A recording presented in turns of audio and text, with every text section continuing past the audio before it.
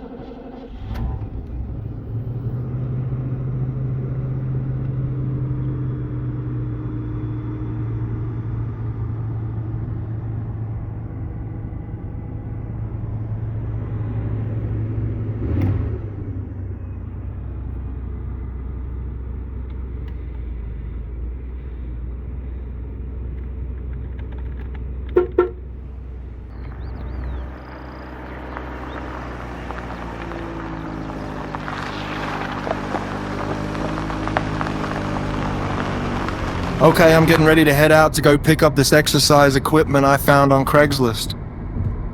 It's in excellent shape. The guy said he's going through a divorce and he's selling it pretty cheap, so I'm headed out there now. Alright, here we go, guys.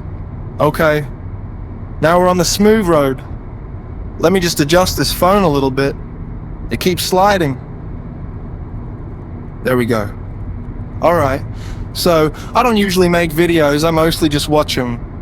But I figured since I got a long drive, maybe I'd talk to y'all about something that's been on my mind. Something I've been dealing with for, well, pretty much my whole life, and maybe somebody out there can relate. Maybe somebody's been through the same thing. So, my name's Belvedere. I own my own car wash business, Belvedere's Fresh and Clean Auto Spare. I bought my first house last year. Paid off my car. I take baths, brush my teeth, keep my shirts clean, keep my beard trimmed. I'm not the most handsome guy in the world, but I'm not a troll either. I'm just me. And I'm trying, I'm doing the best I can. But for some reason, every lady I ask out turns me down. Every single one. And I don't know why I really don't. I've asked out tall girls, short girls, brunettes, blondes, redheads, African American, Asian, full-figured petite. I don't even have a type.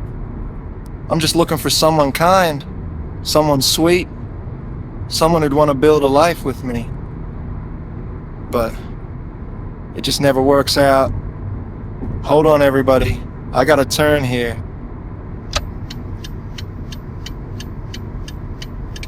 There we go. Anyway, I guess I'll start from the beginning back in high school. That's where it all started.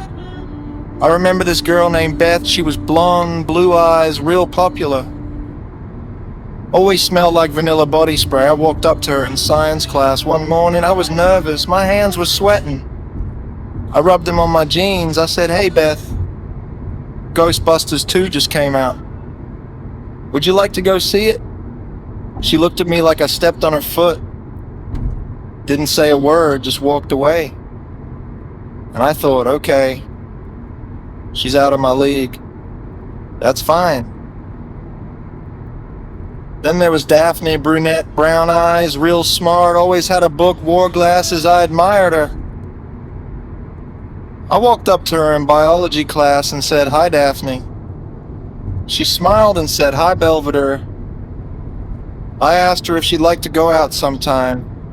She coughed, adjusted her clothes, and said, "I'm seeing someone." Funny thing is, I never saw her with anyone ever, but she was polite about it, so I just said okay. Then there was Brittany, athletic girl, ponytail laugh that carried across the gym. I asked her to prom. She laughed, walked away, told her friends. They all looked at me and laughed too. That one hurt. Then there was Shannon, my next door neighbor, brown hair, soft freckles. I grew up with her. I thought maybe she'd say yes, 'cause we knew each other. I knocked on her door. Her big brother answered, big dude, didn't invite me in.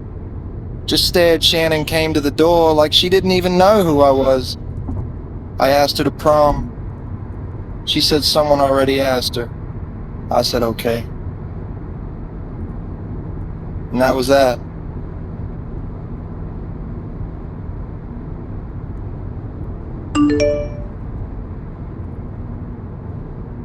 Hold on, everybody. Okay. That was my assistant manager. Everything's fine. Just checking in. All right. Where was I? Oh yeah. So years went by. I graduated and tried college for a couple semesters.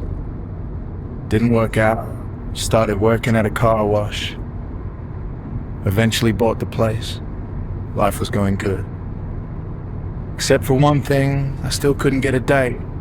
One weekend. My buddies tried to set me up on a blind date. We met at this restaurant. She took one look at me, said she needed to use the restroom, and never came back. My buddies felt bad, wanted to leave. I told them no, it's fine. The nachos were good anyway. Excuse me. Sorry about that. Something in the air today. Anyway, one day I went to this pet shop to get bird seed for my mom. As soon as I walked in, I smelled that cedar wood from the hamster cages. Birds chirping, fish tanks humming, fluorescent lights buzzing overhead. I grabbed a bag of bird seed and noticed the price went up 30 cents. Figures. Everything's going up. I looked around for Amanda. She worked the register. Beautiful girl. Professional. Always smelled like some kind of light floral perfume. I didn't see her, so I pretended to look at hamster wheels and fish food until she came out from the back. As soon as she did, I walked up. I said, "Hi, Amanda." She gave me that polite customer service smile, not flirty, just friendly. She rang up the bird seed. I slid my card in. While I was putting in my PIN, I said, "Amanda, can I ask you a question?" She said, "Sure." I said, "Are you seeing anyone?" Her smile dropped like I told her someone died. She said, "No, not at this time." I said, "Okay. Well, if you're not seeing anyone, I was gonna ask if you'd like to go out with me." I finally got it out in one sentence. She looked down, then up, then said, "You're really nice and very kind, but I'm just not interested." I said, "Okay." Took the bird seat, walked out, and realized I needed a new pet shop. So after that whole Amanda thing, I figured maybe I should try something different. Something modern. Something that didn't require me to stand there face to face and trip over my own words. I thought, alright, we got cell phones now. Texting, maybe that'll help me get the words out without freezing up. So I went through my contacts and saw this old number from high school. Tamara, sweet girl. About 5 feet tall. Always had that warm little smile. I sent her a simple message. Respectful, I said, "Hi, it's me, Belvedere. Sorry if I'm bothering you. Haven't seen you since high school. Thought it'd be nice to catch up. If you're not seeing anyone, maybe we can go out sometime." 2 days later, she wrote back, "Hi, Belvedere. Nice to hear from you. Thanks for the invitation. Sorry I can't accept, but thanks anyway."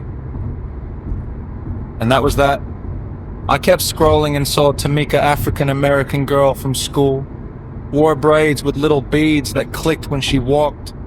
Had that tiny gap in her tooth that made her smile look like it came with sunshine built in. She was always kind to me. Helped me with algebra, loaned me pencils. So I thought, why not try? I messaged her, "Hey Tamika, it's Belvedere. Remember me from school?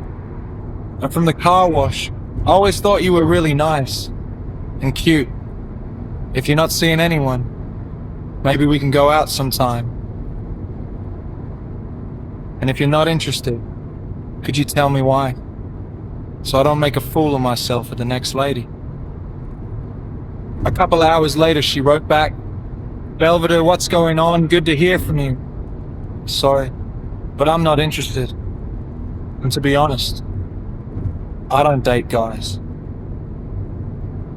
I stared at that message for a long time. I didn't know if she meant she was into women, or if she meant she didn't date guys like me, or if she meant she didn't date at all. I just didn't want it to be me. So I asked for clarity. She never answered. A week later, the number was disconnected. And that was the end of it. I told myself maybe she didn't want to date me because I'm a white guy. It wasn't true, but sometimes you tell yourself something just so you can sleep at night.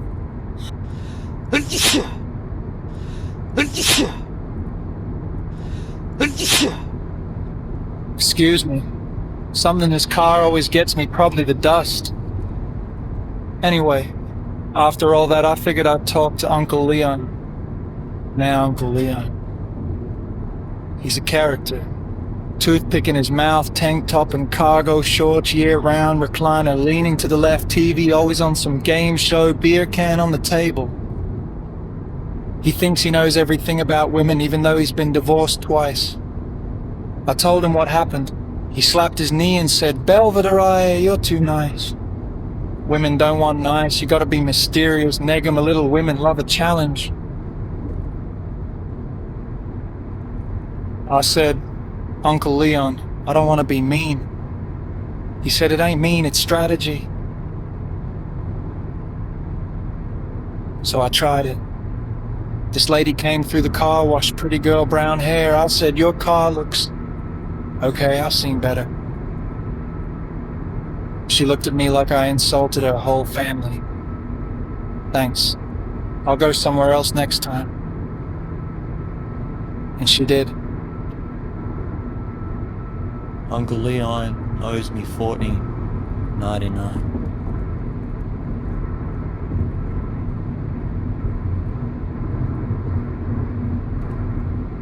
So after Uncle Leon's advice backfired on me, figured I should talk to someone a little more grounded. So I went to see my dad. Now my dad, he's the opposite of Uncle Leon, calm, mature, no nonsense. Smells like aftershave and black coffee. He sits with his hands folded when he talks, like he's about to give a sermon. I went over to his house. He was at the kitchen table reading the newspaper. I sat down and told him everything. The rejections, the tries, the failures. He listened and Udop just nodded. When I finished, he said, "Son, be honest. Be yourself. Don't rush, don't chase. Just talk. If she's the right one, she'll see her heart. I said, okay, I'll try that. So I tried it. I talked, I stayed calm, I stayed honest. And the lady I was talking to said, you're sweet, but I don't feel a spark. I told Dad, he said, well, sometimes that happens. And that was that. After that, I figured I'd talk to my older brother, retired Marine, tough guy, strong handshake, straight posture. His garage smells like oil and gasoline, motorcycle parts everywhere. Tools clinking, classic rock on the radio. I walked in and he was working on his bike. He wiped his hands on a rag and said, what's up, little bro? I told him everything. He listened. Then he said, all right, first, fix your posture. You slouch too much. Second, stop texting paragraphs. Women don't want to read a novel. Third, stop asking too fast. Fourth, stop mentioning your motorcycle in the first message. You sound like you're trying too hard. I said, okay, I'll try that. So I tried it. And all I got were I'm busy and I'm focusing on myself right now messages. My brother said, well, at least they answered. And that was that. Then one day, my mom called me. Now my mom, she's the heart of the family. Soft voice, knitting needles always clicking, something always simmering on the stove. She said, son, can you pick up some bird seed for me? I said, sure. And she said, and I told a young lady about you. Her name is Keisha. She works with one of my friends. If she comes by the car wash, don't tell her I told you, but maybe you two can get together. I said, okay, thanks, Mom. Weeks went by. I kept looking for this mysterious Keisha. Didn't know what she looked like, didn't know her nationality, didn't know anything, but I kept looking. Then one day, this car pulled up, and this lady got out, full-figured, beautiful, confident, warm presence. She reminded me of the women in my family, my mom, my aunts, my cousins. I always saw full-figured women as kind and sweet and loving. So when I saw her, I thought, wow, she's beautiful. She walked up to me and said, are you Belvedere? She looked at my name tag. I said, yes. Are you Keisha? She said, no, I just need some quarters. And that was it. I gave her the quarters. She vacuumed her car, drove away. And I realized she wasn't Keisha. Just another lady passing through. So after all that, the rejections, the tries, the failures, I decided to make this video because maybe somebody out there can relate. Maybe somebody's been through the same thing. Maybe somebody knows what it feels like to try your best and still come up short.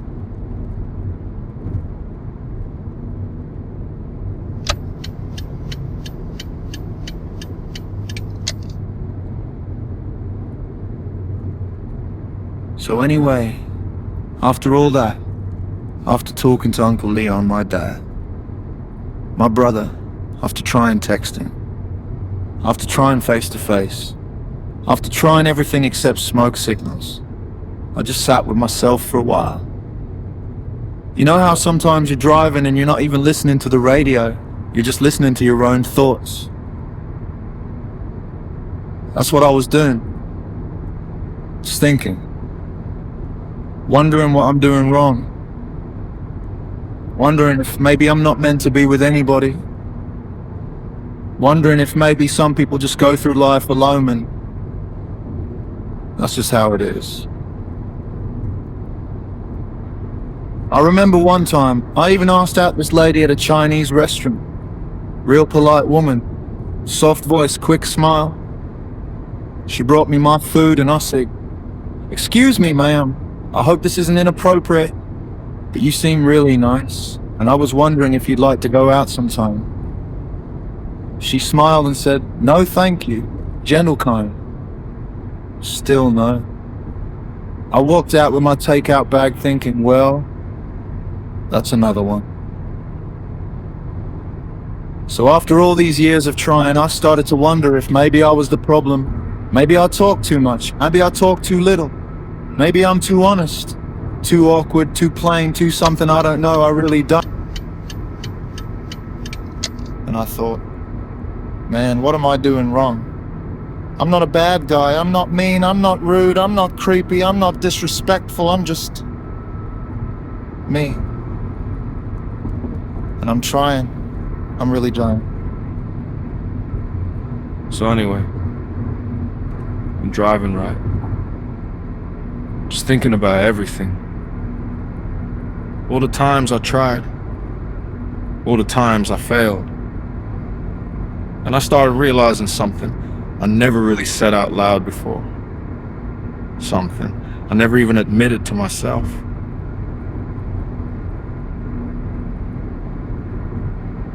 I don't have a type. I really don't. I've asked out every kind of woman you can think of. Tall, short, brunette, blonde, red-haired, African-American, Asian, full-figured, petite, curly hair, straight hair, freckles, no freckles, brown eyes, blue eyes, green eyes. I don't care. I'm just looking for someone kind. Someone sweet. Someone who'd want to build a life with me. I remember this one girl in high school. Red hair, freckles. I always thought freckles were adorable. Something innocent about them. Like she was born smiling. I never asked her out. I was too scared, figured she'd say no like all the others. So I just admired her from a distance. Watching her walk down the hallway with her backpack bouncing, prettiest thing I ever saw. Never said a word. Then there was this brunette, quiet, brown eyes, always reading peaceful. Like she lived in her own little world. I asked her out once. She said she wasn't dating right now. 2 days later, I saw her holding hands with some guy behind the gym. So I guess she just wasn't dating me.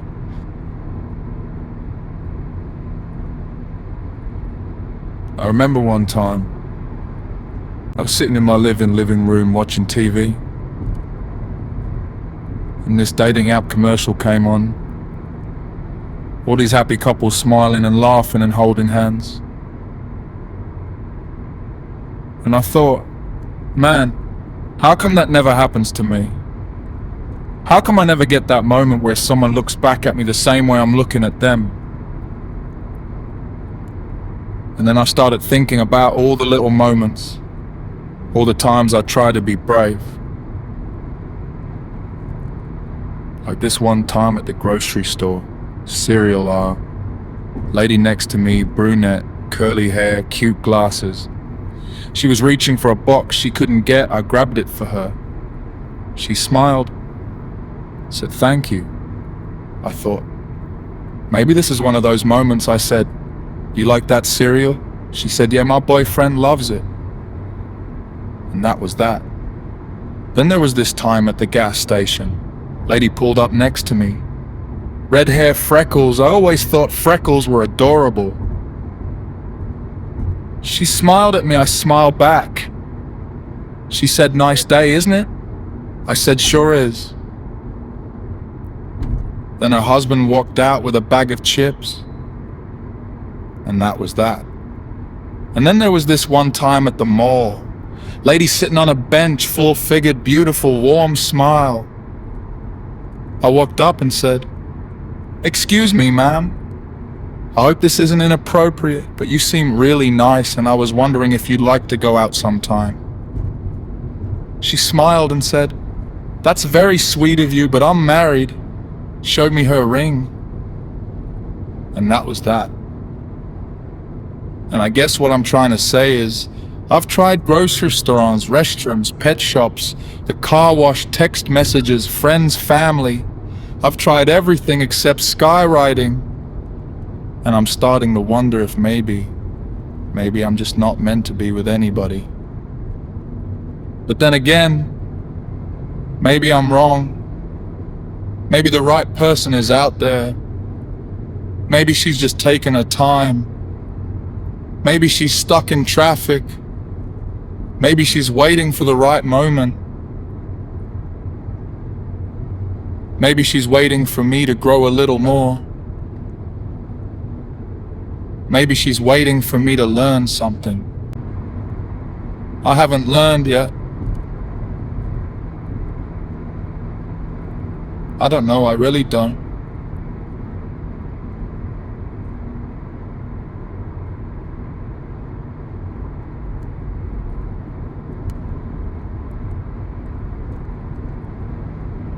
And I started thinking about something my mom said once.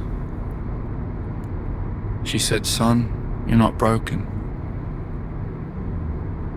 You're just waiting for the right person." And I wanted to believe her, I really did. But after enough rejections, enough no thank you, I'm not interested. I'm seeing someone. I'm focusing on myself right now. You start to wonder if maybe you're the common denominator. Maybe you're the reason it never works out. And I guess that's the part that hurts the most. Not the rejection itself, not the no, not the polite smile, not the awkward silence. It's the part where you start to wonder if maybe being a good man isn't enough. Maybe being kind isn't enough.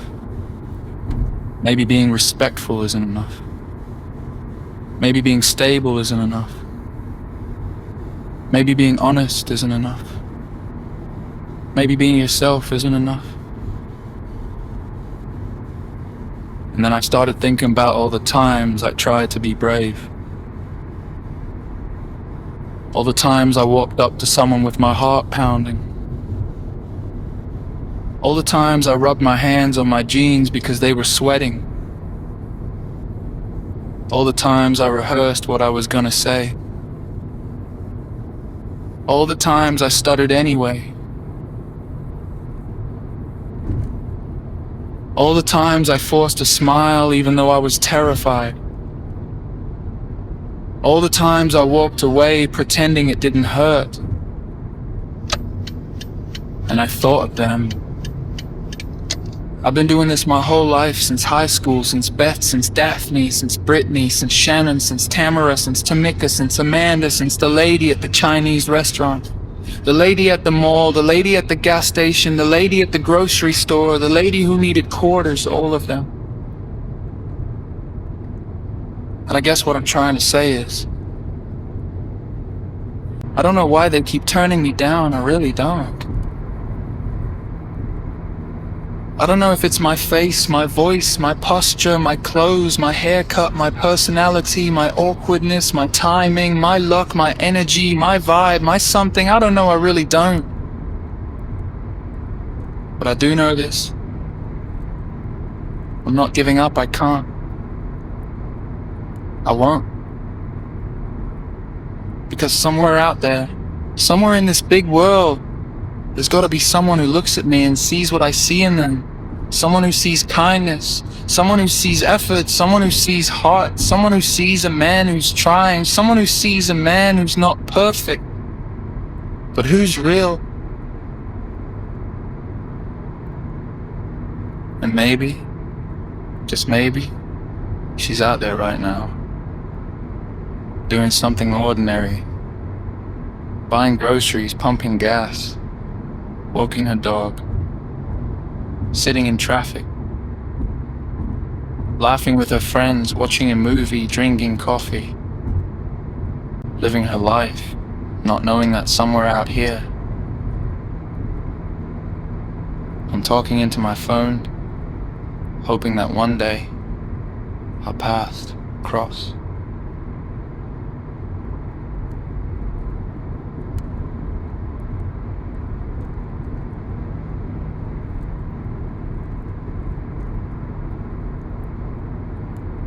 The kind of rhythm where your thoughts start lining up like cars at a red light, one behind the other, all waiting their turn. And I'm thinking, maybe the reason I'm talking so much today is because I never really said all this out loud before. Not in one sitting, Not in one breath, not in one long stretch of highway with nothing but time and sunlight and the hum of the engine to keep me company. And I started thinking about something else. Something I never really admitted to myself. I think part of the reason I keep trying is because I don't want to get old and look back and wonder what would have happened if I just said something. If I just tried. If I just opened my mouth and let the words fall out, even if they came out crooked or shaky or wrong. And I started thinking about something else. Something I never told anybody. I tried being funny once. Thought maybe humor would help. Thought maybe if I made someone laugh, they'd see I wasn't so bad. So I walked up to this lady at the car wash, pretty girl, brown hair, and said, "You know, if your car was a person, it'd be saying thank you right now." She stared at me like I confessed to a crime. Didn't laugh, didn't smile, just said, "Okay," and walked away. And I tried being mysterious, thought maybe if I didn't say too much, she'd be curious. So I walked up to this lady at the grocery store and said, "You ever notice how apples always look better in the store than they do at home?" She said, "No," and walked away. And I tried being confident, thought maybe if I stood up straight and spoke clearly, she'd see I wasn't nervous. So I walked up to this lady at the mall and said, "Hi, I'm Belvedere." She said, "I'm married." I said, "Okay." And that was that. So anyway, just letting the road stretch out in front of me, letting the hum of the engine settle into that low, steady sound that almost feels like breathing. And I'm thinking, maybe the reason I'm saying all this today is because I finally hit that point where the thoughts got too heavy to carry around in silence. You know how sometimes you don't even realize how much you've been holding until you start talking, and once you start, it just keeps coming out? That's what this feels like. Like I opened a door in my chest and everything I've been stuffing down for years is finally stepping out into the sunlight.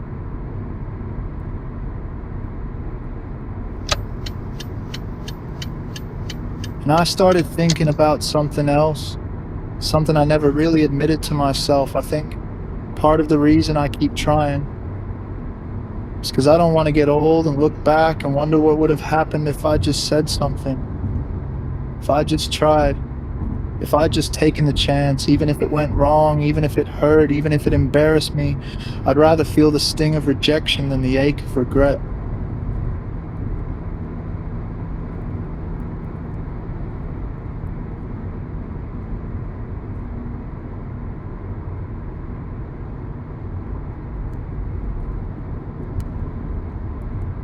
And I'm thinking, maybe the reason I'm talking so much today is because this is the first time I've ever let all these thoughts line up in a row. Usually they're scattered, floating around in my head like loose papers in a windy room. But today they're settling. Today they're making sense. Today they're coming out in one long breath I didn't even know I've been holding. And I started thinking about something else. Something I never really admitted to myself. I think part of the reason I keep trying is because I don't want to become bitter. I don't want to be one of those men who walks around angry at the world because things didn't go his way. I don't want to be the guy who blames women. I don't want to be the guy who says all women are this or all women are that. I don't want to be the guy who turns cold. I don't want to be the guy who stops believing in good things. And I guess that's why I keep putting myself out there. Even when it hurts, even when it's embarrassing, even when I walk away feeling like I got punched in the chest. Because I don't want to lose the part of me that still believes in love. The part of me that still believes in kindness. The part of me that still believes in connection. The part of me that still believes that somewhere out there there's someone who's meant for me. And I started thinking about all the things I've done to try to make myself better. I bought nicer shirts, got a better haircut, started working out, cleaned up my house, learned how to cook a few things, tried to be more confident, tried to be more patient, tried to be more open, tried to be more myself, tried to be less myself. I tried everything. And then I thought about that online profile again, the one I made on one of those popular sites. I remember staring at that screen, watching the little Zell views number sit there like it was glued in place. I remember refreshing it over and over, thinking maybe the app was broken, maybe the internet was down, maybe the server was glitching, but no, it was just me, sitting there unclicked, unnoticed, unchosen. And I guess what I'm trying to say is, I've tried being brave, I've tried being subtle, I've tried being honest, I've tried being quiet, I've tried being confident, I've tried being patient, I've tried being myself, I've tried being better than myself, I've tried online, I've tried offline, I've tried everything except sending smoke signals into the sky, and still nothing.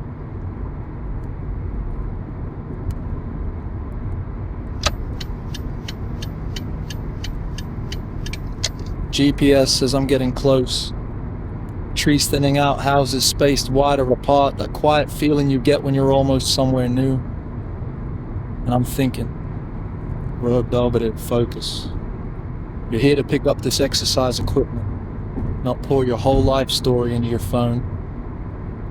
But I guess sometimes the road gets you talking.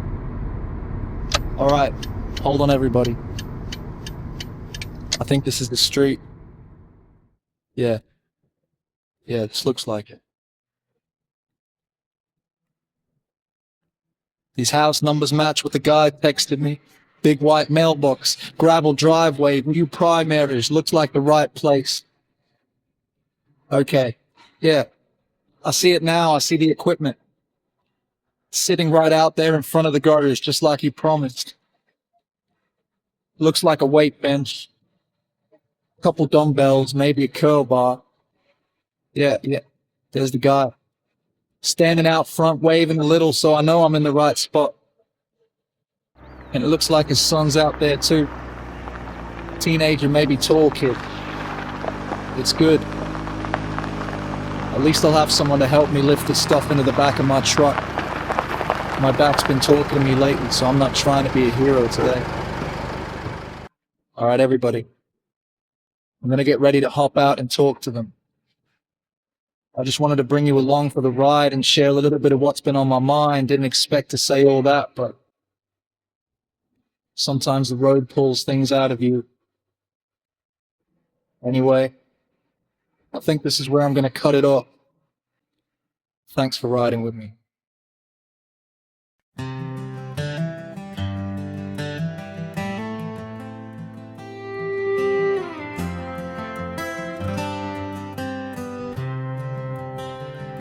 I have been walking through this small town life, trying to keep my head held high, asking for a chance with a gentle smile, watching every moment pass me by. I have heard the softest no thank you from women kind and women strong, and every time I walk away I wonder what I am doing wrong. Every lady I ask out turns me down, but I keep on trying, keep standing my ground. I am a good man with a good heart in a small town, so why will no lady go out with me now? Well, folks, that is my story, and I still do not know why they keep turning me down.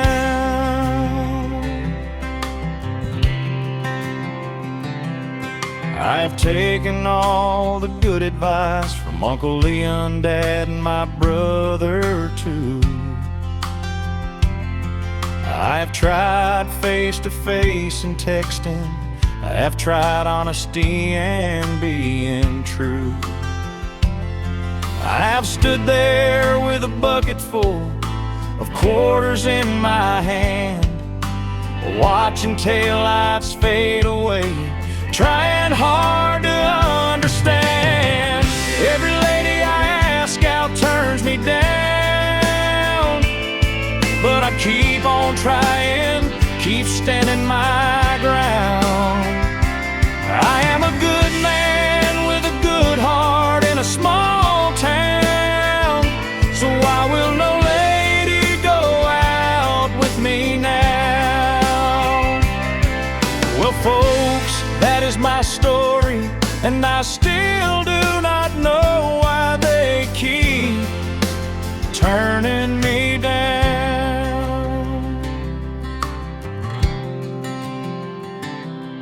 Let me tell you something honest, since we all here listening to me.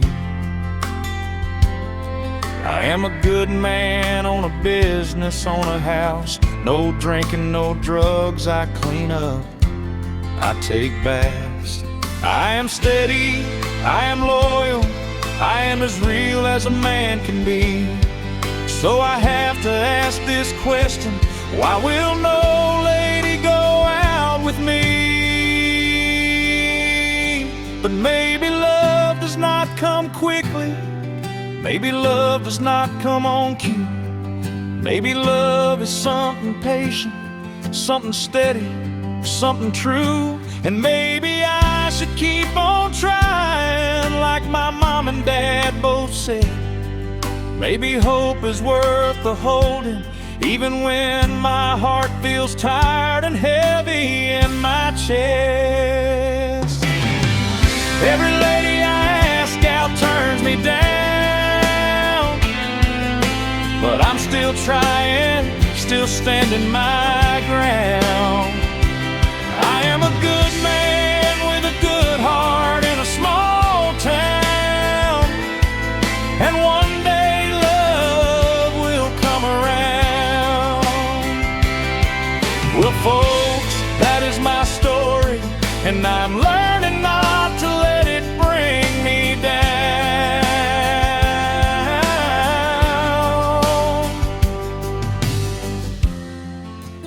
I am still here, and I am still trying.